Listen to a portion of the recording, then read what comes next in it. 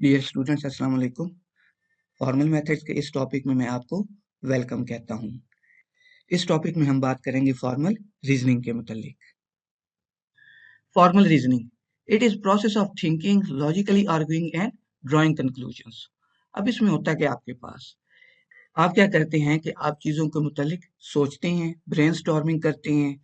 आप मुख्तलिफ किसी चीज़ के गलत या ठीक होने के मुतालिक आर्ग्यूमेंट्स करते हैं।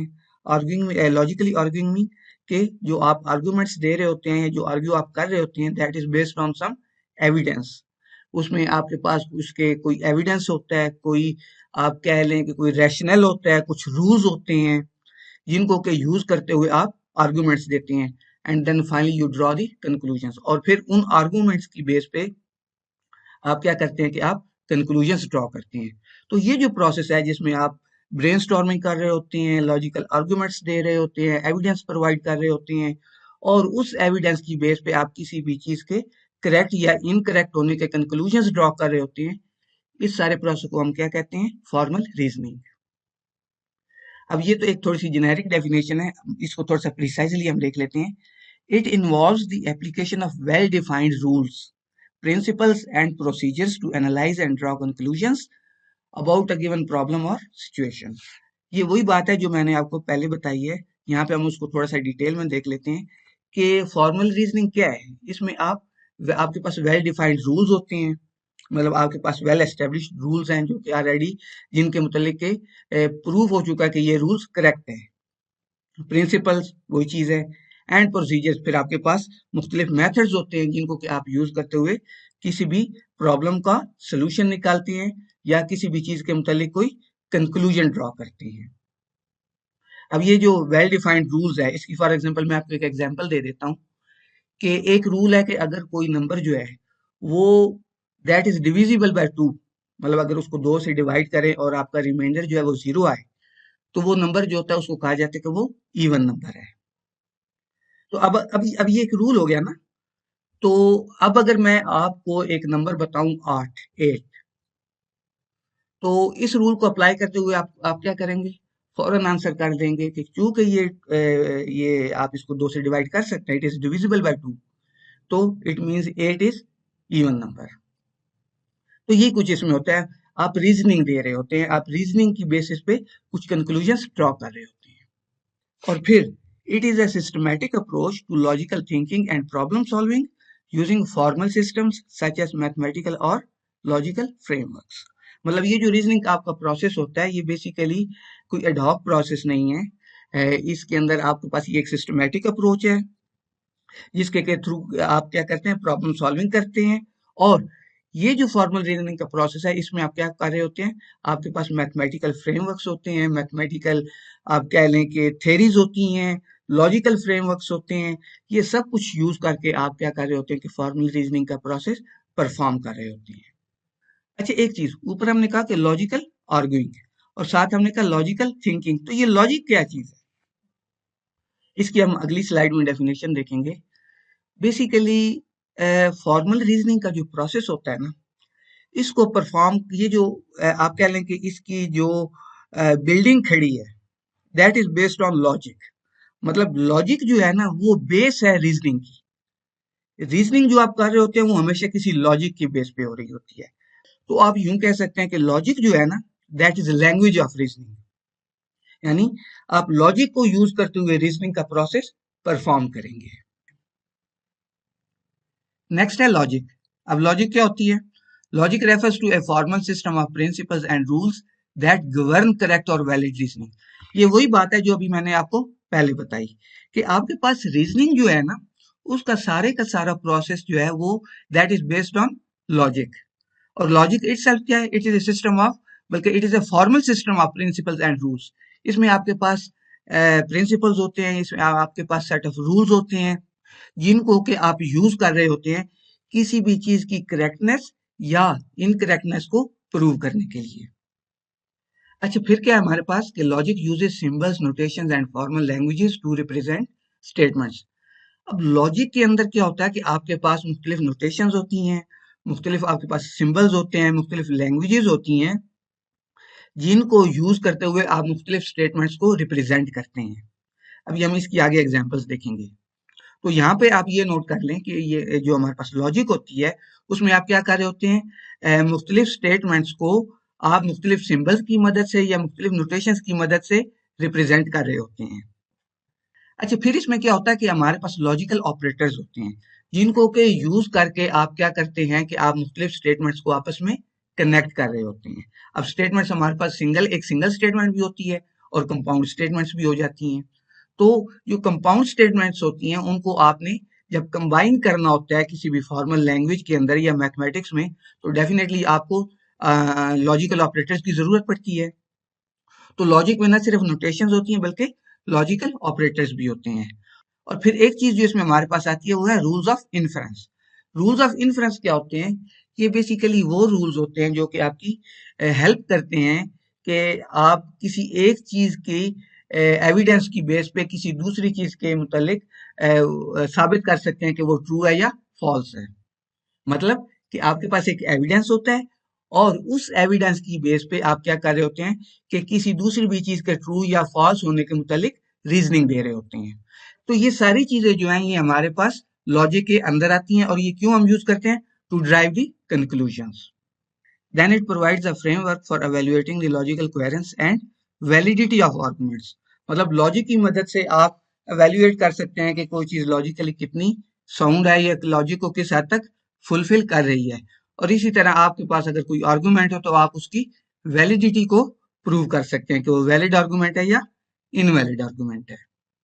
और अगर हम इसकी एप्लीकेशंस की बात करें तो इसकी एप्लीकेशन कहाँ कहाँ पे हमारे पास डिजाइनिंग कंप्यूटर सर्किट्स यानी सर्किट डिजाइन में यूज की जाती है, developments of computer programs program development में यूज होती है, और इम्पोर्टेंट जो है verification of the correctness of programs. मतलब आप क्या करते हैं कि लॉजिक की मदद से प्रोग्राम्स जो है आपके पास उनकी करेक्टनेस को प्रूव करते हैं।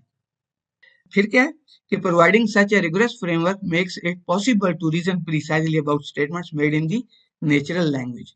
अब होता क्या हमारे पास कि जो हमारे पास स्टेटमेंट्स होती हैं नेचुरल लैंग्वेज में वो आप जानते हैं कि वो एम्बिगुअस होती हैं, आपके पास उनके अंदर इनकंसिस्टेंसी होती है और प्रिसाइज वो नहीं होती ना।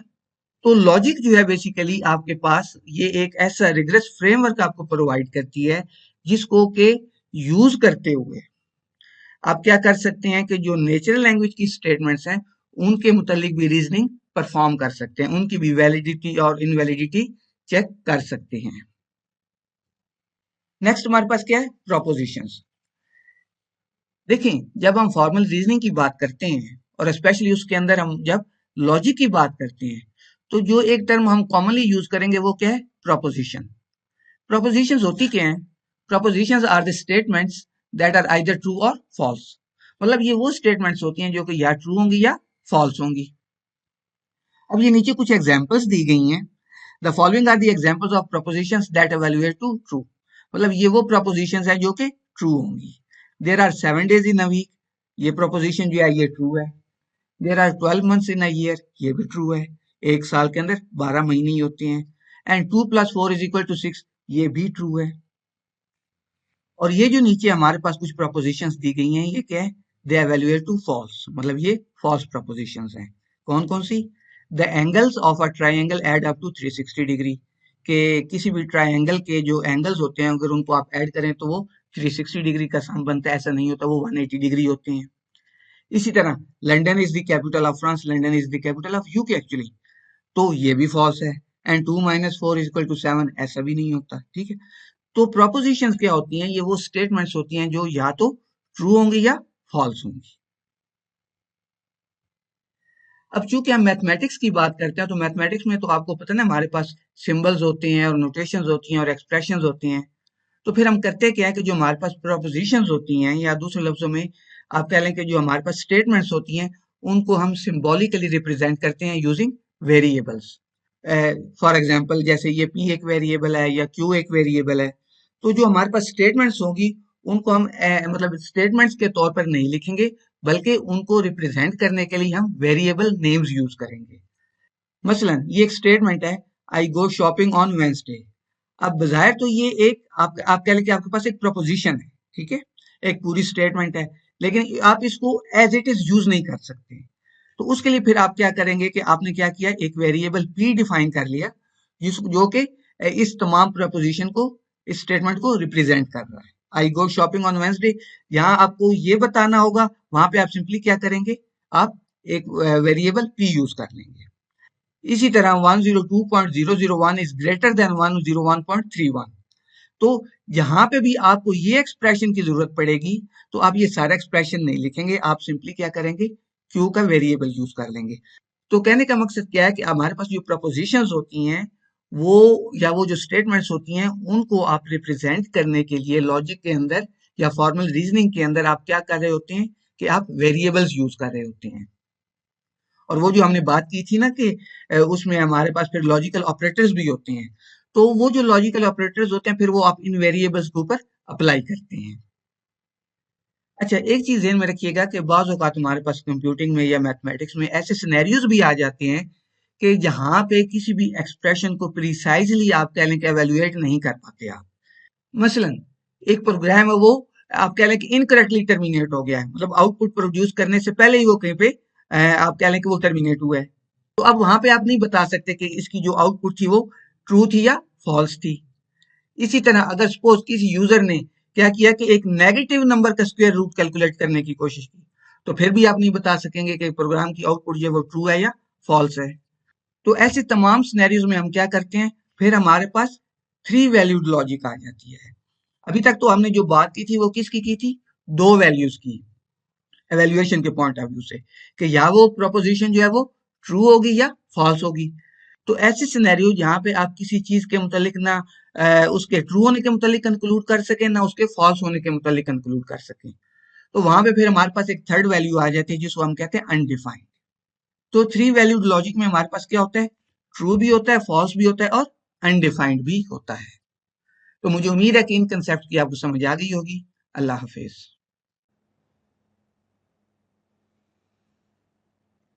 डियर स्टूडेंट्स, अस्सलाम वालेकुम।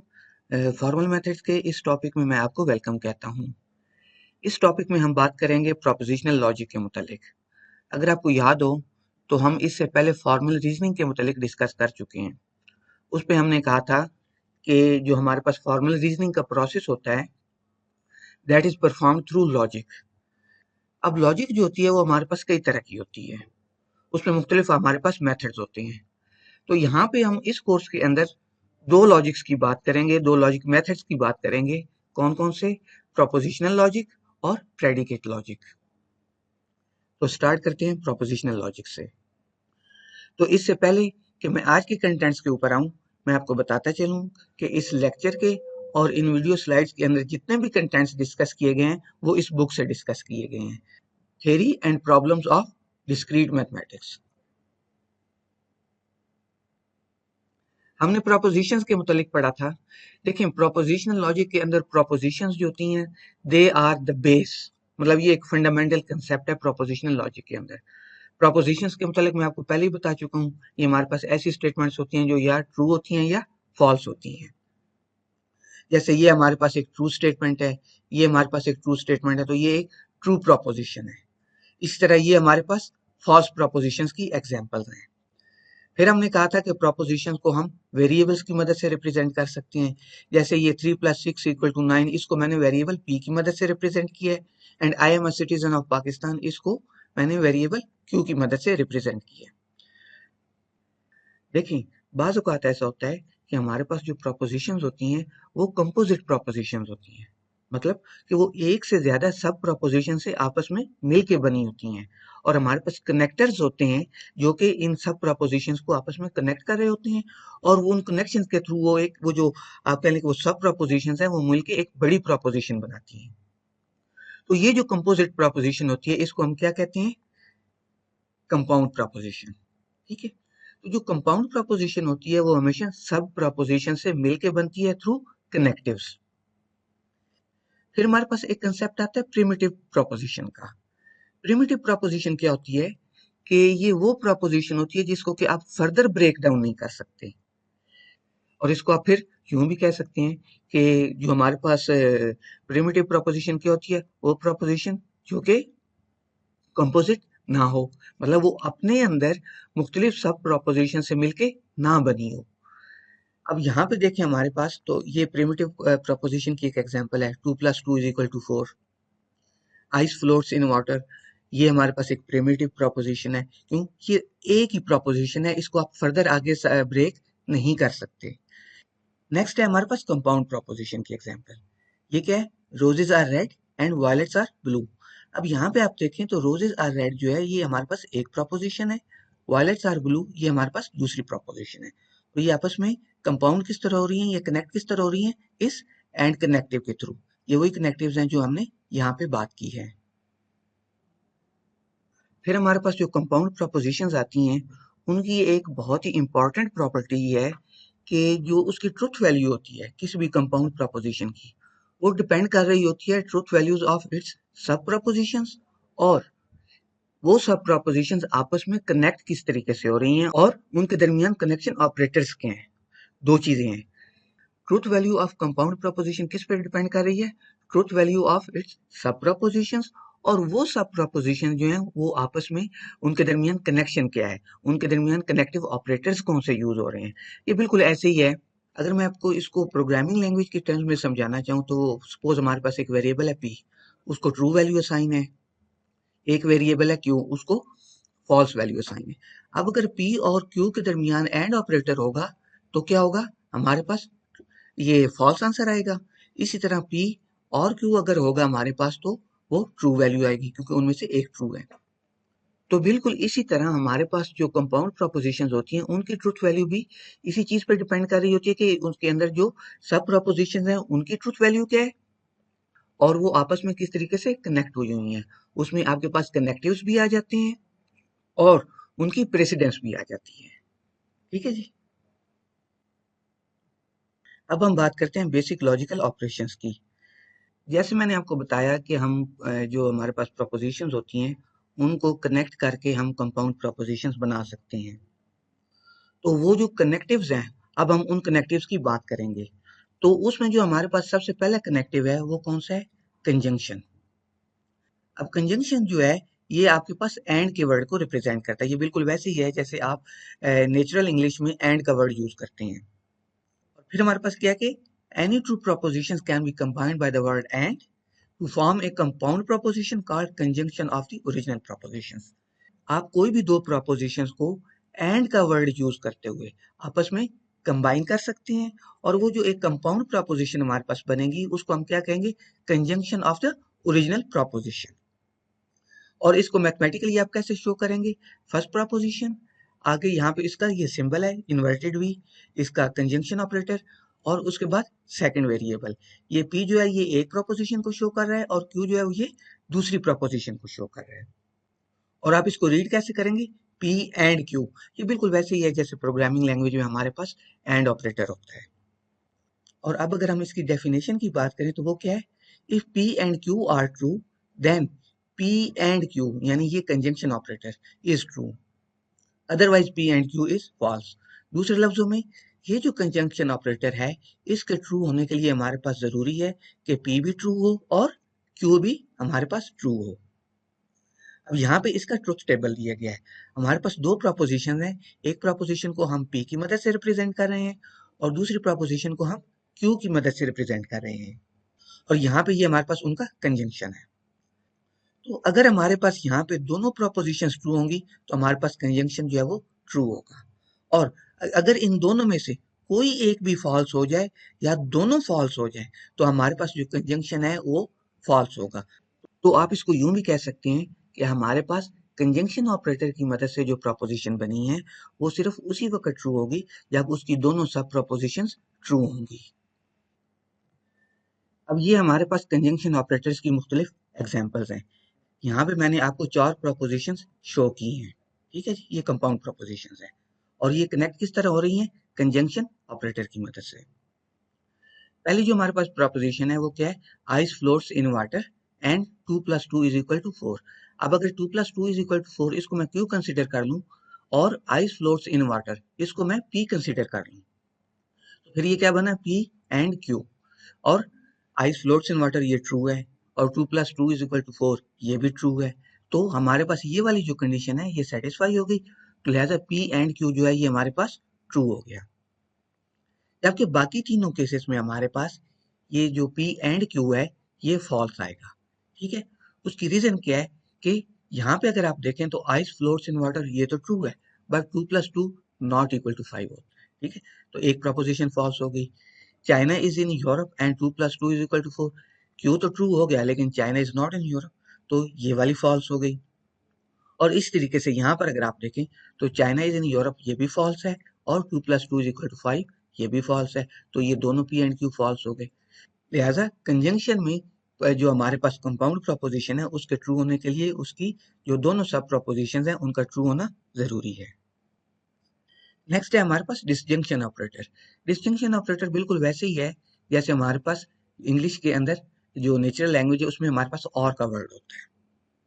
अब ये क्या कहता है, any two propositions can be combined by the word or to form a compound proposition called disjunction of the original proposition.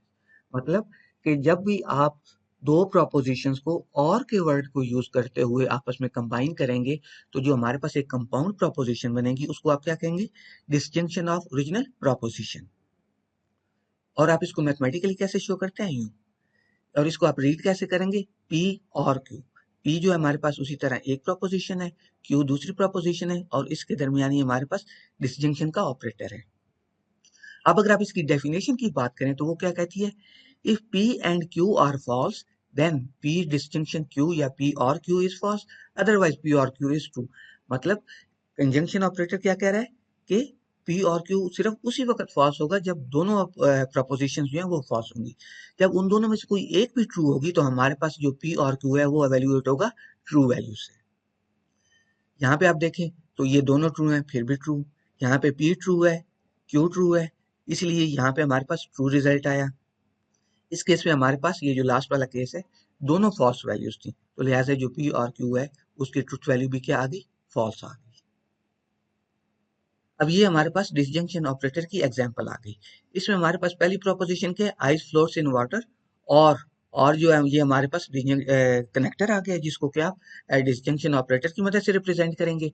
और 2 + 2 इज इक्वल टू 4 ये हमारे पास दूसरी प्रोपोजिशन आ गई।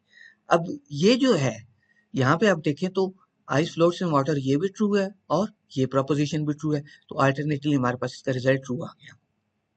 अब यहाँ पे आप देखें 2 + 2 इज इक्वल टू 5, नो ये फॉल्स है, बट ये ट्रू है हमारे पास आइस फ्लोट्स इन वाटर, तो एक प्रोपोजिशन ट्रू हो गई, ये भी ट्रू हो गया। इस तरह यहाँ पे ये भी ट्रू आ गया क्योंकि 2 + 2 इज इक्वल टू 4 आता है।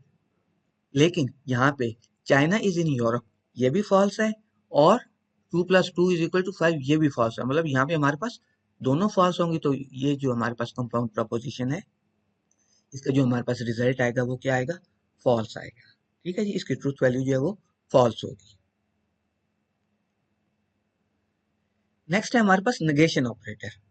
नेगेशन ऑपरेटर जो है ये बिल्कुल वैसी है जैसे आप इंग्लिश में नॉट का वर्ड यूज करते हैं, और अगर आप इसको प्रोग्रामिंग की टर्म्स में समझे तो ये बिल्कुल वैसी है जैसे हमारे पास नॉट ऑपरेटर होता है। अब नेगेशन में हमारे पास क्या होता है, गिवन एनी प्रोपोजिशन पी, कोई हमारे पास एक प्रोपोजिशन है P, another proposition called negation of p can be found by writing it is not true that or it is false that। यानी कोई भी आपने आपके पास एक प्रोपोजिशन है जो कि या ट्रू है या फॉल्स है, अगर आप उसके पीछे ये लगा दें कि it is not true that या इट इज फॉल्स दैट, तो जो हमारे पास ओरिजिनल प्रोपोजिशन थी उसका ये वाली प्रोपोजिशन जो है ये नेगेशन बन जाएगी, जिसमें आपने साथ ये अटैच किया कि it is not true that या इट इज फॉल्स दैट। और इसकी डेफिनेशन हमारे पास क्या है, if P is true then, ये इसका सिंबल है हमारे पास, negation of P is false and if P is false then negation of P is true. मतलब ये बिल्कुल जैसे मैंने आपको कहा कि हमारे पास प्रोग्रामिंग में नॉट ऑपरेटर होता है, बिल्कुल वैसे है। अगर आप इसके ट्रुथ टेबल की बात करें तो यहाँ पे अगर हमारे पास पी प्रपोजिशन ट्रू है तो उसकी नेगेशन क्या होगी, फॉल्स हो जाएगी। और अगर हमारे पास पी प्रपोजिशन जो है वो फॉल्स है तो उसकी नेगेशन हमारे पास क्या हो जाएगी, वो ट्रू हो जाएगी। और ये वही बात है जो हमने यहाँ इन सेंटेंसेस में कही है। फॉर एग्जाम्पल अगर ये प्रपोजिशन ट्रू है, इसके पीछे आप ये लिख दें कि it is not true that, या इसके पीछे लिख दें कि इट इज फॉल्स दैट, तो डेफिनेटली वो जो हमारे पास उसकी वो नेगेशन बन गई। ठीक है जी। अब यहाँ पे हमारे पास नेगेशन की एग्जाम्पल्स हैं। पहली हमारे पास एक प्रोपोजिशन है A1, कौन सी है, आइस फ्लोट्स इन वाटर, इसको मैं पी सपोज कर लेता हूँ। आगे जो दो प्रोपोजिशन है उनमें हम क्या कह रहे हैं, it is false that ice floats in water. Ice does not float in water. तो ये जो दोनों प्रोपोजिशन हैं ये इसको नेगेट कर रही हैं। तो ये दो प्रोपोजिशन क्या हो गई, ये पी की नेगेशन हो गई। इसी तरह यहाँ पे हमने एक बात की है कि 2 + 2 = 5। अब मैं इसको क्यों सपोज कर लेता हूँ। तो ये जो दो प्रोपोजिशन हमारे पास, इट इज फॉल्स दैट 2 + 2 = 5 और 2 + 2 नॉट इक्वल टू 5, ये दोनों क्या होगी, क्यों की नेगेशन होगी। अच्छा, यहाँ पे अगर आप देखें तो हमारे पास जो पी प्रोपोजिशन थी वो क्या थी, ट्रू थी। तो पी जो नेगेशन है ये क्या हो जाएगी, ये फॉल्स हो जाएगी। इसी तरह क्यू जो थी ये हमारे पास पहले क्या थी, फॉल्स वैल्यू थी, मतलब ये इसकी ट्रुथ वैल्यू फॉल्स थी। तो क्यू नेगेशन जो है ये हमारे पास क्या रिजल्ट करेगी, एवेल्युएशन इसकी क्या होगी, इसकी ट्रुथ वैल्यू क्या हो जाएगी, ट्रू हो जाएगी। ठीक है जी। तो मुझे उम्मीद है कि ये जो कंसेप्ट हमने डिस्कस किए हैं इनकी आपको समझ आ गई होगी। अल्लाह हाफिज। डियर स्टूडेंट्स, अस्सलाम वालेकुम। फॉर्मल मेथड के इस टॉपिक में मैं आपको वेलकम कहता हूँ। प्रोपोजिशनल लॉजिक के ऊपर हमारी डिस्कशन चल रही थी, आज हम उसी को कंटिन्यू करेंगे। तो इससे पहले कि हम अपनी डिस्कशन स्टार्ट करें, मैं आपको बताता चलूं कि इस वीडियो लेक्चर के अंदर और इन पीपीटी स्लाइड्स के अंदर जितने भी कंटेंट्स डिस्कस किए गए हैं वो सारे के सारे इस बुक से लिए गए हैं। आज हम बात करेंगे ट्रुथ टेबल्स के मुतालिक कि ट्रुथ टेबल्स क्या होते हैं और ये कैसे कंस्ट्रक्ट किए जाते हैं। लेकिन उससे पहले मैं आपको प्रोपोजिशन की थोड़ी सी मैथमेटिकल फॉर्म के मुतालिक बताना चाहता हूँ। इससे पहले हमने कहा था कि हमारे पास जो प्रोपोजिशंस होती हैं वो सब प्रोपोजिशन से मिलके बन रही होती हैं, और हर जो सब प्रोपोजिशन होती है उसको आप किसी भी वेरिएबल की मदद से रिप्रेजेंट करते हैं। और फिर क्या होता है कि उन वेरिएबल्स में हमारे पास कनेक्टिव्स होते हैं, कनेक्टिव ऑपरेटर्स होते हैं। फॉर एग्जांपल, हमारे पास एक प्रोपोजिशन है बी, वो दो सब प्रोपोजिशन से मिलके बनी है। कौन कौन सी, पी कॉमा क्यू, तो उसको हम यू रिप्रेजेंट करेंगे। इसी तरह अगर एक प्रोपोजिशन है हमारे पास क्यू और वो दो सब प्रोपोजिशन से मिलकर बनी है, कौन कौन सी, आर और एस, तो उसको हम यूं रिप्रेजेंट करेंगे। मतलब ये प्रोपोजिशन का नाम होता है, आगे ब्रैकेट के अंदर कॉमा सेपरेटेड वैल्यूज जो होती हैं वो तमाम सब प्रोपोजिशंस को रिप्रेजेंट कर रही होती हैं, जिनसे कि मिलकर ये कंपाउंड प्रोपोजिशन बनी होती है। फिर हमारे पास क्या होता है कि truth value of proposition is known once the truth value of each of its variable is known. ये वही प्रॉपर्टी है जो मैंने इससे पहले आपको बताई है। देखें, हमने क्या कहा था, हमने कहा था कि हमारे पास जो कंपाउंड प्रोपोजिशन होती है उसकी जो ट्रुथ वैल्यू होती है वो डिपेंड कर रही होती है उसकी सब प्रोपोजिशंस की ट्रुथ वैल्यू के ऊपर। तो इसका मतलब है कि जब आपने कंपाउंड प्रोपोजिशन की ट्रुथ वैल्यू मालूम करनी है तो उससे पहले उसकी जितनी भी सब प्रोपोजिशंस हैं उनकी ट्रुथ वैल्यूज आपको मालूम हो। अब हम बात करते हैं ट्रुथ टेबल की। ट्रुथ टेबल क्या होता है, किसी भी कंपाउंड प्रोपोजिशन की जो ट्रुथ वैल्यू है उसको मालूम करने के लिए जो हम एक टूल यूज करते हैं उसको हम ट्रुथ टेबल कहते हैं। ट्रुथ टेबल बेसिकली आपको बताता है कि जो हमारे पास सब प्रोपोजिशंस हैं किसी भी कंपाउंड प्रोपोजिशन के अंदर, उन सब प्रोपोजिशन की ट्रुथ वैल्यूज जो हैं उनके किन किन कम्बिनेशन के लिए हमारे पास जो कंपाउंड प्रोपोजिशन है उसकी ट्रुथ वैल्यू जो है वो ट्रू होगी या फॉल्स होगी। मैं इसको रिपीट कर देता हूँ कि ट्रुथ टेबल हमें क्या बताता है। ट्रुथ टेबल हमें बताता है कि हमारे पास जो सब प्रोपोजिशंस हैं उनकी जो आप कह लें कि ट्रुथ वैल्यूज हैं उनके किस किस कम्बिनेशन के लिए हमारे पास जो कंपोजिट प्रोपोजिशन है उसकी वैल्यू ट्रू आएगी या फॉल्स आएगी। अब ये उसकी एक एग्जांपल है। यहाँ पे हमारे पास एक कंपाउंड प्रोपोजिशन है, कौन सी, P and negation of Q और इस होल का नेगेशन। तो यहाँ पे हम मालूम करना चाह रहे हैं कि इस कंपाउंड प्रोपोजिशन की जो ट्रुथ वैल्यू है वो ट्रू कब होगी और फॉल्स कब होगी। तो उसके लिए फिर हमने क्या किया कि हमने ये एक ट्रुथ टेबल कंस्ट्रक्ट किया है। अच्छा, ट्रुथ टेबल के अंदर जो हमारे पास पहले कॉलम्स होते हैं ये वो वेरिएबल्स होती हैं, ये वो सब प्रोपोजिशंस होती हैं जो कि किसी भी प्रोपोजिशन के किसी कंपाउंड प्रोपोजिशन के अंदर या कंपोजिट प्रोपोजिशंस के अंदर होती हैं। अब ये जो हमारे पास एक कंपोजिट प्रोपोजिशन है इसके अंदर हमारे पास कौन सी सब प्रोपोजिशंस हैं, पी और क्यू। तो हर सब प्रोपोजिशन के लिए आप क्या करेंगे, एक कॉलम बना लेंगे। यहाँ पे हमने पी के लिए भी एक कॉलम बना लिया और क्यू के लिए भी एक कॉलम बना लिया। फिर आप क्या करेंगे कि जो हमारे पास एलिमेंट्री स्टेप्स होते हैं या दूसरे लफ्जों में आप कह लें कि इंटरमीडिएट स्टेप्स होते हैं, आप उनके लिए अलग अलग कॉलम्स बनाएंगे। जैसे हमारे पास ये प्रोपोजिशन है, इसमें अब आपको क्या करना है, सबसे पहले तो आपने नेगेशन ऑफ क्यू मालूम करना है, ठीक है। उसके बाद इस नेगेशन ऑफ क्यू और इस पी का ये आपस में एंड लेना है, एंड ऑपरेटर मालूम करना है। और उसके बाद जो हमारे पास आंसर आएगा उस सारे की नेगेशन करनी है। तो अब अगर आप यहाँ पे देखें तो ये जो हमने कॉलम बनाया है ये क्या है, ये नेगेशन ऑफ क्यू का कॉलम है। क्यू में हमारे पास क्या था, ट्रू फॉल्स। तो जब नेगेशन होगी तो उसका अपोजिट हो गया, ट्रू का हमने फॉल्स कर दिया, फॉल्स का ट्रू कर दिया। तो ये हमारे पास कॉलम किस चीज का आ गया, नेगेशन ऑफ क्यू। तो अब क्या हुआ कि हमने P और इस नेगेशन ऑफ Q इनके दरमियान हमने कंजंक्शन परफॉर्म की, तो वो हमारे पास ये वाला कॉलम आ गया। अब जब हमने इस सारे कॉलम के ऊपर नेगेशन अप्लाई की तो हमारे पास ये फाइनल जो आंसर है वो इस कॉलम के अंदर आ गया है।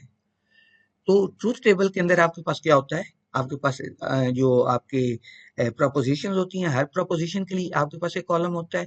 फिर जो इंटरमीडिएट स्टेप्स होते हैं उनमें हर इंटरमीडिएट स्टेप या हर आप कह लें कि ऑपरेशन के लिए एक कॉलम होता है। और उसके बाद फिर आप एक फाइनल एवेल्युएशन के लिए कॉलम बनाते हैं।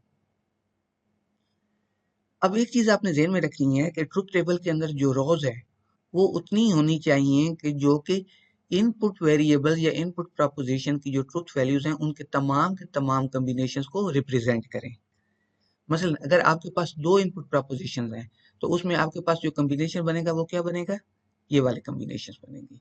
अब ये ऐसे कॉम्बिनेशन हैं कि इनमें कोई भी कॉम्बिनेशन स्किप नहीं हो रहा। मसलन दो प्रपोजिशन P और Q या दोनों ट्रू होंगी, या P ट्रू होगी और Q फॉल्स होगी, या P फॉल्स होगी और Q ट्रू होगी, या P और Q दोनों फॉल्स होंगी। कोई कॉम्बिनेशन हमने स्किप नहीं किया। इस तरह अगर फर्ज करें हमारे पास तीन प्रपोजिशन होती हैं P, Q और R, तो फिर हमारे पास कितनी रोज बनती, 8 रोज बनती। उसमें फिर क्या होता कि तमाम के तमाम P, Q और R के कॉम्बिनेशन जो है वो फुली हम उसको रिप्रेजेंट कर देते हैं। तो इसका फार्मूला हमारे पास क्या है, इसका फार्मूला है हमारे पास 2 रेज़ टू पावर n। मतलब कि हमारे पास जितनी प्रोपोजिशंस हैं या जितने वेरिएबल्स हैं, अगर 2 raise to power that number of variables लिया जाए तो हमारे पास उतनी नंबर ऑफ रोज आनी चाहिए किसी भी ट्रुथ टेबल के अंदर जो सब कंपोजिशंस हैं उनकी तमाम ट्रुथ वैल्यूज की कॉम्बिनेशन को रिप्रेजेंट करने के लिए। अब ये वही चीज है, पहले हमने क्या किया कि हमने वेरिएबल्स जितने भी हमारे पास इनपुट प्रोपोजिशंस थी, सब प्रोपोजिशंस उनके लिए कॉलम बना लिए। फिर जो हमारे पास इंटरमीडिएट ऑपरेशंस थे उनके लिए कॉलम बना लिए। और उसके बाद फिर लास्ट स्टेप के तौर पर आपने क्या किया कि पूरी जो हमारे पास तमाम की तमाम प्रोपोजिशन थी उसको एवेल्युएट करके उसकी ट्रुथ वैल्यूज लिख दी। तो लास्ट कॉलम जो होता है वो नॉर्मली हमारे पास क्या कर रहा होता है, उस कंपाउंड प्रोपोजिशन की जो फाइनल ट्रुथ वैल्यू होती है उसको वो शो कर रहा होता है। अब ये हमारे पास एक अल्टरनेट मेथड है ट्रूथ टेबल कंस्ट्रक्ट करने का। इसमें आप क्या करते हैं, उस तरीके से ट्रूथ टेबल बनाते हैं जिसमें हमारे पास इनपुट प्रोपोजिशंस होती हैं या वो वेरिएबल्स होते हैं, और यहाँ पे हम क्या करते हैं कि कंप्लीट प्रोपोजिशन अपनी लिख लेते हैं। और ये प्रोपोजिशन हम इस तरह लिखते हैं कि हर लॉजिकल ऑपरेशन और हर वेरिएबल के नीचे हम एक कॉलम ड्रॉ करते हैं। ठीक है, जैसे यहाँ नेगेशन के नीचे भी P, और ये हमारे पास जो कंजंक्शन है एंड, इसके नीचे भी एक कॉलम है, इस नेगेशन के नीचे भी एक कॉलम है, और इस क्यू के नीचे भी एक कॉलम है। फिर हम यहाँ पे क्या करते हैं, स्टेप लिखते हैं और एक एडिशनल रो बना देते हैं। इसके अंदर हम क्या करेंगे कि वो स्टेप्स के सीक्वेंस लिखते जाएंगे जिस सीक्वेंस में हमने ऑपरेशन परफॉर्म करनी है। तो यहाँ पे अगर आप देखें तो सबसे पहले हम क्या करते हैं, जो कॉलम P है और Q है इनकी वैल्यूज यहाँ पे लिख लेते हैं। ये हमने क्या किया, पहला स्टेप परफॉर्म किया। तो वही वैल्यूज जो यहाँ पे थी P की वो उठा के हमने यहाँ पे पेस्ट कर दी और Q की वैल्यूज यहाँ पे पेस्ट कर दी। अब सेकंड स्टेप में हम क्या करेंगे कि जो हमारे पास वेरिएबल Q है इसकी हम नेगेशन परफॉर्म करेंगे। वो क्या है कि T को नेगेट करके हमने क्या लिख लिया, फॉल्स, फॉल्स को ट्रू, ट्रू को फॉल्स और फॉल्स को ट्रू। और ये जो था ये हमारे पास सेकंड स्टेप आ गया। ठीक है जी। अब थर्ड स्टेप में हम क्या करेंगे कि ये जो हमने हमारे पास लास्ट स्टेप आया ये, और उसके साथ हमने P को इनका कंजंक्शन करना है। तो वो हमने क्या किया, थर्ड स्टेप में बता दिया। और वो उसमें हमारे पास जो इनपुट कॉलम्स थे कौन से थे, एक ये वाला और एक ये वाला। तो ट्रू फॉल्स फॉल्स, इस तरह ट्रू ट्रू, उसका भी आउटपुट हमारे पास ट्रू आ गई, और इस तरह ये नीचे दो हमारे पास उसकी आउटपुट आ गई। तो ये क्या था, ये हमारा थर्ड स्टेप था। अब ये तीन स्टेप्स तो हमने परफॉर्म कर लिए। अब हमारे पास जो फाइनल स्टेप रह गया वो कौन सा है कि जो हमारे पास कंपाउंड प्रोपोजिशन है उसकी होल की नेगेशन करनी है हमें। तो वो हमारे पास लास्ट स्टेप जो आया था वो कौन सा आया था, ये वाला, थर्ड वाला। तो अब हम इसकी नेगेशन करेंगे, तो उसको हम कहाँ पे लिख देंगे, ये फोर वाले में। तो वो क्या हो गया, फॉल्स की नेगेशन ट्रू, ट्रू की नेगेशन फॉल्स, और फॉल्स की ट्रू, फॉल्स की ट्रू, और इसको हमने फोर्थ स्टेप से रिप्रेजेंट कर दिया। तो जो हमारा फाइनल टेबल बनेगा वो कुछ ऐसा होगा। अब ये कैसे हम बनाएंगे कि हम जो हमारे पास सब प्रपोजिशंस थी वो लिखेंगे, और उसके बाद जो लास्ट स्टेप हमने परफॉर्म किया जो कि हमारे केस में 4 वाला स्टेप था, ये वाला, ठीक है। तो इस स्टेप की वैल्यूज हम यहाँ पे लिख लेंगे और ऊपर हमारी जो ओवरऑल प्रपोजिशन है वो आ जाएगी, ठीक है जी। नेक्स्ट है हमारे पास लॉजिकल इक्विवेलेंस। लॉजिकल इक्विवेलेंस क्या कहती है कि two propositions P and Q are said to be logically equivalent or simply equivalent or equal if they have identical truth tables। मतलब दो प्रोपोजिशंस है आपके पास P और Q, ये आपस में लॉजिकली इक्विवेलेंट या इक्वल कब होंगी, जब ट्रुथ टेबल से उनकी जो आप कह लें कि ट्रुथ वैल्यूज आएंगी वो आपस में इक्वल होंगी for same input combination of the truth values of सब प्रोपोजिशंस। तो उससे जो हमारे पास ट्रुथ वैल्यूज आएंगी दोनों प्रोपोजिशन P और प्रोपोजिशन Q की, अगर तो वो सेम होगी तो फिर हम क्या कहेंगे कि हमारे पास ये दो प्रोपोजिशन जो हैं ये इक्वल हैं या लॉजिकली इक्वलेंट हैं। और इसको हम डिनोट किस तरीके से करते हैं, ये हमारे पास पहली प्रोपोजिशन है, ये दूसरी प्रोपोजिशन है, और ये हमारे पास उसके लिए ऑपरेटर है या सिंबल है, ठीक है। तो ये किस चीज को शो कर है, लॉजिकली इक्वलेंट प्रोपोजिशंस को। जैसे ये हमारे पास एक प्रूव लॉजिकल इक्विवेलेंस है कि हमारे पास दो प्रोपोजिशंस है P और दूसरी कौन सी है Q। अगर हम इनका कंजंक्शन लेंगे P एंड Q और उस होल को अगर हम नेगेट कर दें तो that will be equal to negation of P और negation of Q। Negation of P and Q whole is equal to negation of P और नेगेशन ऑफ Q। यहाँ पे एंड है, यहाँ पे और है, ठीक है जी। अब ये उसके ट्रुथ टेबल है नीचे। तो ये जो हमारे पास पहला ट्रुथ टेबल है ये इसका है, और ये दूसरा जो ट्रुथ टेबल है वो इसका है, इसका। तो अब अगर आप यहाँ पे देखें तो सेम इनपुट कॉम्बिनेशंस के लिए हमारे पास दोनों ट्रुथ टेबल्स में सेम आउटपुट वैल्यूज आ रही हैं, ठीक है, ये और ये। तो इसका क्या मतलब हुआ, इसका मतलब हुआ कि इन ट्रुथ टेबल्स की मदद से हम प्रूव कर सकते हैं कि ये जो लॉजिकल इक्विवेलेंस है ये ट्रू है, यानी P एंड Q का negation is equal to negation of P और नेगेशन ऑफ Q। इसी तरीके से आप इसके अलावा और भी जो इक्विवेलेंसेस हैं उनको प्रूव कर सकते हैं। तो ट्रुथ टेबल जो होते हैं ये हमारे पास एक टूल के तौर पर हम यूज कर सकते हैं किसी भी कोई भी दो प्रोपोजिशंस को इक्विवेलेंट प्रूव करने के लिए। अब ये उसकी एक और एग्जांपल है, वो इक्विवेलेंस है हमारे पास। P को हमने किससे रिप्रेजेंट कर दिया, रोजेस आर रेड, ये हमारे पास एक प्रोपोजिशन आ गई। और Q को हमने किससे रिप्रेजेंट कर दिया, वायलेट्स आर ब्लू, ये हमारे पास Q हो गई और ये हमारे पास P हो गई। और फिर हम इससे एक स्टेटमेंट S बनाते हैं, कौन सी, it is not true that roses are red and violets are blue.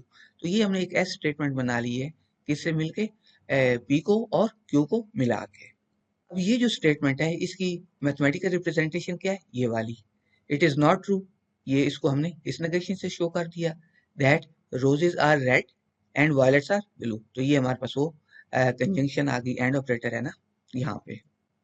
लेकिन इससे पहले हम जानते हैं कि ये हम इक्विवेलेंस ऊपर प्रूव कर चुके हैं कि P एंड Q की नेगेशन जो है that is equivalent to negation of P और नेगेशन ऑफ Q। तो अकॉर्डिंगली S को आप किस तरीके से लिख सकते हैं कि रोजेस आर नॉट रेड यानी नेगेशन ऑफ P, और ये वायलेट्स आर नॉट ब्लू जो हमारे पास Q की नेगेशन आ गई, और दरमियान में हमने और ऑपरेटर लगा लिया जो कि यहाँ पे ये वाला था हमारे पास। तो ये वाली जो स्टेटमेंट थी हमारे पास एस स्टेटमेंट, इसको अल्टरनेटिवली आप कैसे लिख सकते हैं कि रोजेस आर नॉट रेड और वायलेट्स आर नॉट ब्लू, यानी या रोजेस रेड नहीं है या वायलेट्स ब्लू नहीं है। तो यहाँ पे भी अगर आप देखें तो ये चीज जो है ये वाली ये एग्जैक्टली इन सिमेंटिक्स को शो कर रही है। तो इससे भी आपको अंदाजा हो जाना चाहिए कि जो हमारे पास नेचुरल लैंग्वेज के अंदर सेंटेंसेस होते हैं प्रपोजिशंस की मदद से कैसे हम उनको मैथमेटिकली रिप्रेजेंट कर सकते हैं और उनको यूज कर सकते हैं उनके ट्रुथ या फॉल्स वैल्यूज मालूम करने के लिए। तो मुझे उम्मीद है कि इन कंसेप्ट की आपको समझ आ गई होगी। अल्लाह हाफिज। ये स्टूडेंट्स अस्सलाम वालेकुम। फॉर्मल मेथड्स के इस टॉपिक में मैं आपको वेलकम कहता हूँ। आज हम प्रपोजिशनल लॉजिक के कुछ लॉज के मुतालिक बात करेंगे। तो इससे पहले कि हम अपने डिस्कशन को कंटिन्यू करें, मैं आपको बताता चलूं कि इस वीडियो टॉपिक के अंदर और इन पीपीटी स्लाइड्स के अंदर जितने भी कंटेंट्स डिस्कस किए गए हैं वो इस बुक से लिए गए हैं, theory and problems of discrete mathematics 3rd edition. तो जो सबसे पहला लॉ हमारे पास आता है वो है इडेम्पोटेंट लॉ। इडेम्पोटेंट लॉ में क्या कहता है कि किसी भी प्रपोजिशन की ट्रुथ वैल्यू का अगर आप उसके अपने के साथ और लेंगे तो वो प्रपोजिशन की ट्रुथ वैल्यू ही आएगी। फॉर एग्जाम्पल हमारे पास एक प्रपोजिशन है P, अगर आप इसकी ट्रुथ वैल्यू जो है वो ट्रू है तो ट्रू और ट्रू वो ट्रू ही आएगा। इस तरह अगर इसकी जो ट्रुथ वैल्यू है वो फॉल्स है तो फॉल्स और फॉल्स वो फॉल्स ही आएगा। तो इडेम्पोटेंट लॉ क्या कहते हैं कि अगर एक ही प्रपोजिशन का उसके अपने के साथ अगर आप डिसजंक्शन लेंगे या और ऑपरेटर लेंगे तो वो प्रपोजिशन इटसेल्फ उसकी ट्रुथ वैल्यू आ जाएगी। और इस केस में क्या है कि हमारे पास अगर एक प्रपोजिशन की ट्रुथ वैल्यू का उसके अपने के साथ आप एंड करेंगे तो दोबारा हमारे पास उसी प्रपोजिशन की ट्रुथ वैल्यू आएगी। अगेन ट्रू एंड ट्रू वो हमारे पास ट्रू बनेगा और फॉल्स एंड फॉल्स वो हमारे पास फॉल्स बनेगा। ठीक है, ये हमारे पास ये एंड ऑपरेटर आ गया, कंजंक्शन जिसे आप कहते हैं। नेक्स्ट है हमारे पास एसोसिएटिव लॉ। एसोसिएटिव लॉ में क्या कहता है, एसोसिएटिव लॉ में ये कहता है कि सपोज आपके पास अगर 3 प्रपोजिशंस हैं P, Q एंड R, तो आप क्या करें अगर पहले P और Q का और ऑपरेटर लें और उसके बाद जो रिजल्ट आए उसका R के साथ दोबारा उसको और करें तो ये इक्वलेंट होगा उस केस में जब पहले आप Q और R को इनके दरमियान आप और अप्लाई कर रहे हैं और जो रिजल्ट आ रहा है उसको P के साथ और अप्लाई करवा रहे हैं। और यहाँ पे जो है ये कंजंक्शन के केस में है, जब आप P और Q का कंजंक्शन लेंगे और उसका जो रिजल्ट आ रहा है उसको आप R के साथ उसका कंजंक्शन ले रहे हैं तो ये रिजल्ट सिमिलर होगा उससे कि जब आप Q और R का कंजंक्शन पहले ले रहे हैं और जो रिजल्ट आ रहा है उसको आप P के साथ उसका कंजंक्शन ले रहे हैं। फिर हमारे पास आ जाता है कम्यूटेटिव लॉ। कम्यूटेटिव लॉ हमें क्या कहता है कि जो हमारे पास डिसजंक्शन ऑपरेटर है उसके जो हमारे पास ऑपरेंड्स हैं P और Q उनका सीक्वेंस चेंज करने से कोई फर्क नहीं पड़ता, यानी P और Q that is equal to Q और P। इसी तरह अगर हम कंजंक्शन के केस में बात करें तो P and Q is equal to Q and P। ठीक है जी, मुझे एक दफा अरेज करने दें जी। नेक्स्ट है हमारे पास डिस्ट्रीब्यूटिव लॉ। डिस्ट्रीब्यूटिव लॉ ये कहता है कि अगर आपके पास 3 प्रपोजिशंस हैं P, Q और R, तो जब आप Q और R का एंड करेंगे तो और हमारे पास जो रिजल्ट आएगा उसको और करेंगे P के साथ तो that will be equal to this scenario, जिसमें कि आप P और Q को पहले और कर रहे हैं फिर P और R को और कर रहे हैं और दोनों का जो रिजल्ट आ रहा है होल का इन दोनों को आप आपस में ये एंड अप्लाई करवा रहे हैं। इसी तरीके से जब आप Q का R के साथ और ऑपरेटर लेंगे यानी उसका डिसजंक्शन लेंगे और जो रिजल्ट आएगा उसका कंजंक्शन करेंगे P के साथ तो ये जो हमारे पास आंसर आएगा वो सेम होगा उस केस में जबकि आप P और Q का आपस में कंजंक्शन लें और फिर P और R का आपस में कंजंक्शन लें और दोनों का आपस में डिसजंक्शन ले लें, यानी दोनों को आप दोनों रिजल्ट्स को आपस में और कर लें। नेक्स्ट है हमारे पास आइडेंटिटी लॉ। आइडेंटिटी लॉ ये क्या कहता है कि किसी भी एक प्रोपोजिशन का किसी भी एक फिक्स्ड वैल्यू, कौन सी फिक्स्ड वैल्यू, फॉल्स, उसके साथ जब आप उसका और करेंगे तो आपके पास वो प्रपोजिशन ही आंसर आएगा। मसलन अगर हमारे पास देखें और है ना तो और के केस में हमारे पास क्या होता है किसी एक भी प्रोपोजिशन का ट्रू होना जरूरी होता है। जब कोई भी एक प्रोपोजिशन ट्रू हो जाएगी तो हमारे पास आंसर जो है वो ट्रू हो जाएगा। तो इसका मतलब है कि यहाँ पे जो P की ट्रुथ वैल्यू डिपेंड कर रही है वो इसके अपने ऊपर डिपेंड कर रही है। अगर जो P ट्रू है तो इसका आंसर ट्रू आ जाएगा क्योंकि एक कंडीशन ट्रू हो गई, P ट्रू हो गया। और अगर ये फॉल्स आ जाए तो आंसर हमारे पास फॉल्स आ गया। यानी ये जो हमारे पास रिजल्ट आया है ये 100% डिपेंड कर रहा है उसकी अपनी वैल्यू के ऊपर। और इसी तरह P को जब आप ट्रू के साथ इसका डिस्टिंक्शन लेंगे या और करेंगे तो हमेशा आपके पास ट्रू आएगा। क्यों ट्रू आएगा? क्योंकि यहाँ पे आपने ट्रू को फिक्स कर दिया है और जो हमारे पास और ऑपरेटर होता है उसकी कंडीशन ही यही है कि वो उस वक्त तक ट्रू रहता है जब तक कोई एक वैल्यू ट्रू रहे। तो यहाँ हमने पहले से ही एक वैल्यू ट्रू बता दी है तो यहाँ पे ये हमेशा ट्रू ही रहेगा। अब अगर हम P का एंड लें ट्रू वैल्यू के साथ तो हमारे पास क्या आंसर आना चाहिए? P ही आना चाहिए। क्यों P आना चाहिए? कि जो हमारे पास ये एंड ऑपरेटर होता है या दूसरे लफ्जों में जो हमारे पास कंजंक्शन होता है उसमें दोनों वैल्यूज का ट्रू होना जरूरी है। तो एक तो ट्रू है हमने फिक्स कर दिया, अब ट्रू होने के लिए दोबारा जो रिजल्ट है उसके ट्रू होने के लिए जरूरी है कि ये P ट्रू हो। अगर P फॉल्स है तो हमारे पास रिजल्ट फॉल्स आएगा। तो इसलिए हम कहते हैं कि P and true that is equal to P। इसी तरह अगर आप P को एंड करेंगे किसके साथ, फॉल्स वैल्यू के साथ, तो वो हमेशा फॉल्स ही आएगा, क्योंकि हमने पढ़ा है कि एंड में दोनों प्रोपोजिशंस का ट्रू होना जरूरी है। नेक्स्ट है हमारे पास इन्वोल्यूशन लॉ। इन्वोल्यूशन लॉ क्या कहता है कि किसी भी प्रोपोजिशन की ट्रूथ वैल्यू को जब आप 2 टाइम्स नेगेट करेंगे तो वो ओरिजिनल ट्रूथ वैल्यू आ जाएगी। मतलब या इसको आप यूं भी कह सकते हैं कि किसी भी प्रोपोजिशन की जो नेगेशन है उसको अगर दोबारा आप नेगेट करेंगे तो ओरिजिनल वैल्यू आपके पास आएगी। नेक्स्ट है हमारे पास कंप्लीमेंट लॉ। कंप्लीमेंट लॉ हमें क्या कहता है कि किसी भी एक प्रोपोजिशन को जब उसकी नेगेटेड वैल्यू के साथ आप और करेंगे तो हमेशा आपको ट्रू वैल्यू मिलेगी। नेक्स्ट है आपके पास कंप्लीमेंट लॉ। कंप्लीमेंट लॉ हमें क्या बताता है कि किसी भी प्रोपोजिशन को जब उसकी आप नेगेशन के साथ और करेंगे, उसका डिस्टिंक्शन लेंगे, तो हमेशा आपको ट्रू वैल्यू मिलेगी। वो कैसे कि अगर p की वैल्यू फॉर एग्जांपल ट्रू है और तो फिर इसकी नेगेशन क्या हो जाएगी, फॉल्स हो जाएगी। ट्रू और फॉल्स वो हमेशा ट्रू होता है, और अगर ये ट्रू की बजाय फॉल्स है तो इसकी नेगेशन क्या हो जाएगी, वो ट्रू हो जाएगी। और जब नेगेशन ट्रू हो जाएगी तो फिर भी हमारे पास आंसर ट्रू आ जाएगा। इस तरह नेगेशन ऑफ ट्रू जो है वो फॉल्स होगी। फिर ये हमें ये भी बताता है कि किसी भी प्रोपोजिशन को जब आप उसका कंजंक्शन लेंगे, उसको एंड करेंगे उसकी नेगेशन के साथ, तो वो आपको फॉल्स वैल्यू मिलेगी। अगर ये ट्रू है, ठीक है, तो इसकी नेगेशन क्या होगी, फॉल्स होगी। ट्रू एंड फॉल्स, वो फॉल्स हो गया। और अगर ये हमारे पास फॉल्स है तो इसकी नेगेशन क्या हो जाएगी, वो ट्रू हो जाएगी। फॉल्स एंड ट्रू, वो फॉल्स हो गया। इस तरह फॉल्स की जो नेगेशन है वो ट्रू आ गई। नेक्स्ट है हमारे पास De Morgan's law. De Morgan's law हमें क्या बताता है कि आपके पास जो दो प्रोपोजिशन है, अगर आप उनका और करें और उसका नेगेशन लें तो that will be similar to negation of P and negation of Q. ठीक है जी। इसी तरह दो आप प्रोपोजिशंस का कंजंक्शन लें, उनका एंड लें और उसको नेगेट करें तो that will be equal to negation of P और नेगेशन ऑफ क्यू। इसमें ध्यान में रखना है कि यहाँ पे और है, यहाँ पे एंड है। इस तरह यहाँ पे एंड है, यहाँ पे और है। तो ये डी मॉर्गन्स लॉ है। तो मुझे उम्मीद है कि इन लॉज की आपको समझ आ गई होगी। आपके लिए इन लॉज को समझना इसलिए ज़रूरी है क्योंकि हमारा जो फॉर्मल रीजनिंग का प्रोसेस है उसमें जो हम लॉजिक यूज़ करते हैं उनमें इन्हीं लॉज को यूज़ करके आप प्रोपोजिशंस को ट्रू या फॉल्स प्रूव कर रहे होते हैं। अल्लाह हाफिज।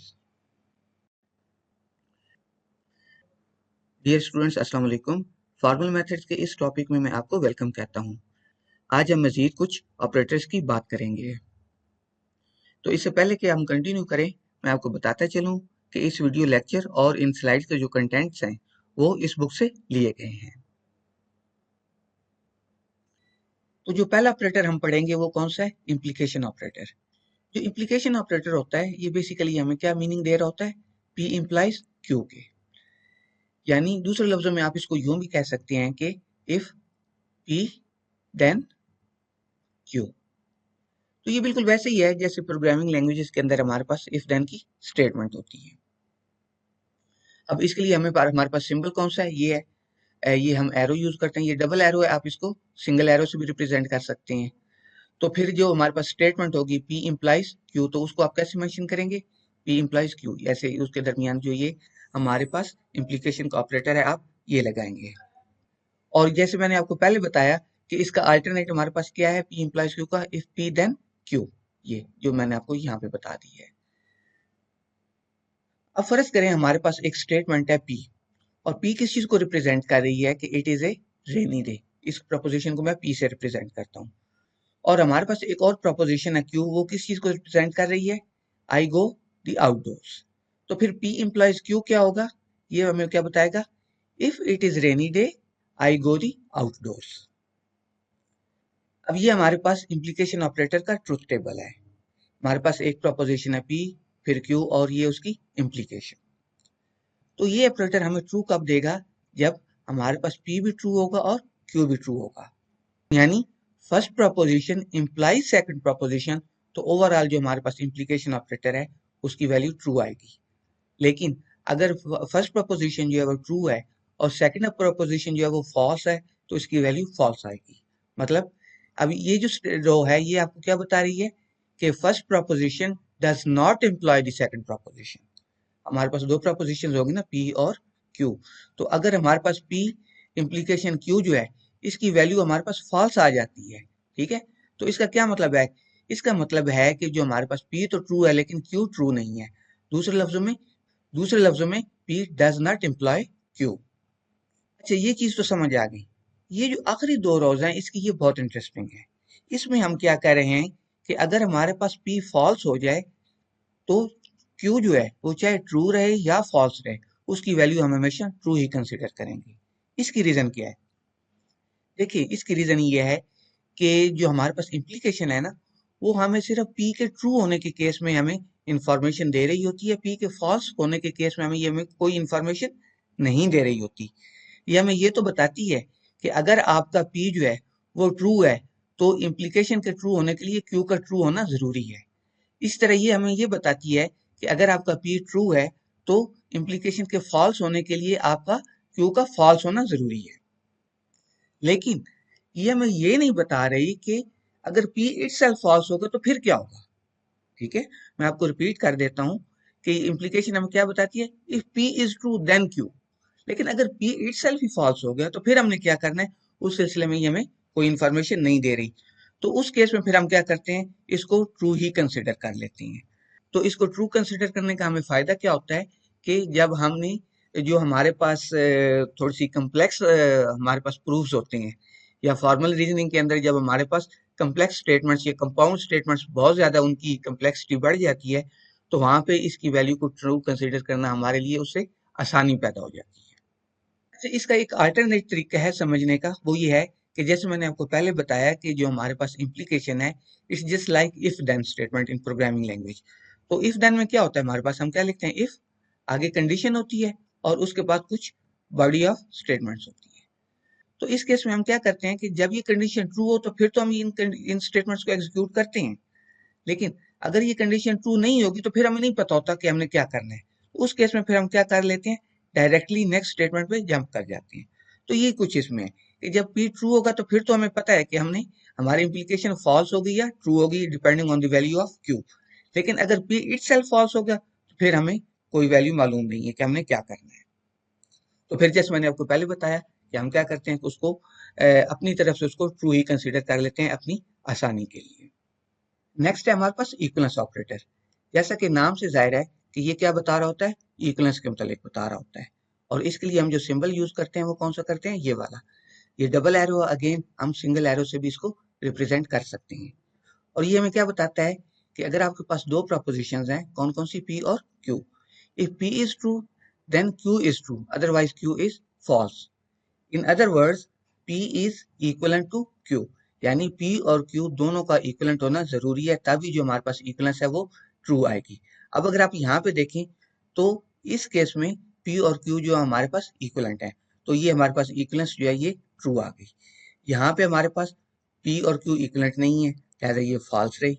इस तरह यहाँ पे भी वो हमारे पास P और Q इक्वलेंट नहीं है, इसलिए ये भी फॉल्स रही। और फाइनली यहाँ पे अगर आप देखें तो दोनों ये इक्वलेंट है, P भी फॉल्स है, Q भी फॉल्स है, मतलब ये इनकी ट्रूथ वैल्यू सेम है, इक्वलेंट है, तो हमारे पास इक्वलेंस जो है वो ट्रू हो गई। इसको आप बाज औकात P if and only if Q भी कहते हैं। ठीक है, तो इक्वलेंस के केस में हमारे पास जो इक्वलेंस ऑपरेटर है वो ट्रू कब होता है, जब दोनों P और Q वो आपस में इक्वलेंट हो। नेक्स्ट है हमारे पास एक्सक्लूसिव और ऑपरेटर। अच्छा, अभी तक जो हमने और ऑपरेटर पढ़ा, जिसको कि हमने डिस्टिंक्शन का नाम दिया, उसमें हमने क्या कहा था कि वो और ऑपरेटर ट्रू कब रिजल्ट करता है, जब कोई उनमें से एक आप कह लेंगे प्रोपोजिशन या दोनों प्रोपोजिशंस वो ट्रू हो जाए। हमारे पास दो प्रोपोजिशंस हैं, P और Q। अब इनमें से या दोनों ट्रू हो जाएं या कोई एक ट्रू हो जाए, तो हमारे पास इसकी जो वैल्यू आएगी वो क्या आएगी, ट्रू आएगी। लेकिन बाज़ औक़ात हमारे पास सिनेरियो जो होता है वो मुख्तलिफ होता है। वहां पे और ऑपरेटर किस चीज को शो कर रहा होता है, किसी एक के ट्रू होने को, दोनों स्टेटमेंट्स के ट्रू होने को वो शो नहीं कर रहा होता। मसलन अगर मैं आपसे ये कहूं, I will go to Lahore और I will go to Karachi, तो अब अगर हम जो अभी तक हमने और ऑपरेटर के मुतालिक पढ़ा है उसके मुताबिक बात करें, तो सपोज मैं ये P को रिप्रेजेंट करता हूँ, I will go to Lahore. ठीक है, और Q को मैं किससे रिप्रेजेंट करता हूँ, I will go to Karachi. ठीक है, अच्छा, अब अगर हम इनके दरमियान और ऑपरेटर अप्लाई करवाएं तो फर्ज करें ये P भी ट्रू है और Q भी ट्रू है तो हमारे पास आंसर ट्रू आएगा। लेकिन क्या ये मुमकिन है कि मैं बैक वक्त लाहौर भी चला जाऊं और कराची भी चला जाऊं? तो ऐसा नहीं होता। तो ऐसे जो सिनेरियोज होते हैं जिनमें के किसी एक ही स्टेटमेंट का ट्रू होना जरूरी हो, तो उसके लिए फिर हम कौन सा ऑपरेटर यूज करते हैं? एक्सक्लूसिव और ऑपरेटर। और इसके लिए जो हमारे पास सिंबल है वो कौन सा है? ये वाला। तो फिर जब दो प्रपोजिशन के दरमियान एक्सक्लूसिव और को शो करना हो तो हम कैसे करेंगे? P एक्सक्लूसिव और Q। अब अगर यहाँ पे आप देखें तो ये ट्रू वैल्यू सिर्फ उसी सूरत में रिटर्न कर रहा है जब दोनों में से कोई एक ट्रू है। जब दोनों ट्रू हैं या दोनों फॉल्स हैं तो ये आपको फॉल्स वैल्यू रिटर्न कर रहा है। मतलब ये उस चीज को इम्पोज कर रहा है कि एक ही ट्रू रहेगी, एक से ज्यादा ट्रू नहीं हो सकती। जब दोनों फॉल्स हैं फिर तो डेफिनेटली फॉल्स ही रिटर्न करना है ना। लेकिन जब दोनों ट्रू हो तो फिर भी ये फॉल्स रिटर्न करेगा, यानी ये आपको रियल लाइफ के सिमेंटिक्स दे रहा होता है। तो मुझे उम्मीद है कि ये जो हमने कुछ और ऑपरेटर्स आज पढ़े हैं इनकी आपको समझ आ गई होगी। अल्लाह हाफिज।